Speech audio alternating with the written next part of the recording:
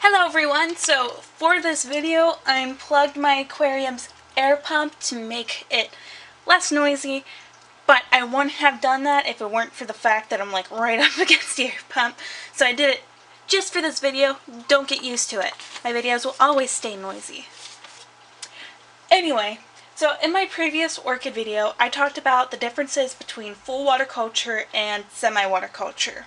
If you have no idea what I'm talking about and are panicked by the sight of orchids with no media, I recommend watching my previous orchid videos. That will help you out and calm your nerves. So, when deciding on which type of water culture to use, look up how to grow that plant. Find out what environment it would naturally grow in if it weren't a hybrid and in captivity. If the care sheet says, keep this plant moist or do not let this plant dry out, go with full water culture to avoid this issue. If it says this plant likes or needs to dry out, go with semi-water culture. I've noticed that normally it is the terrestrial and semi-terrestrial orchids that like to stay moist and the arboreal orchids that like to dry out, though I'm sure there are exceptions to this rule that I've noticed. Keep in mind, if you are interested in growing species orchids, they require specific temperatures, light, and humidity found in their natural habitat. This means that they may not adapt to any water culture.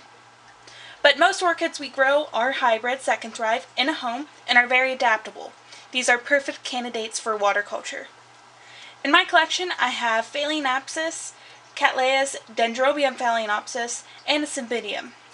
Phals are hardy and like to dry out, therefore I chose semi-water culture, though I have seen many thrive in full water culture. Cattleyas and den phals like to dry out and are almost succulent-like, so I chose semi-water culture for them too.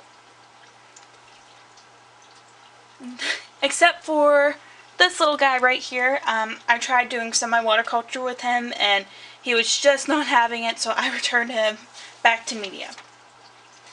These plants that I have listed can grow in full water culture, but they're the type that only the bottom half or 2/3 of their roots will be submerged in water. The rest, up to their crown, up to their base, needs to be dry. Finally, there is my lone Cymbidium. Let's try and get this guy on film. He's that guy back there. This is a terrestrial orchid that needs to stay moist, and that is why it is my only full water culture orchid, and the roots are completely submerged. Alright, well, I hope this video helped you out in your decision making about orchids, and please rate this video. I'll see you around. Bye!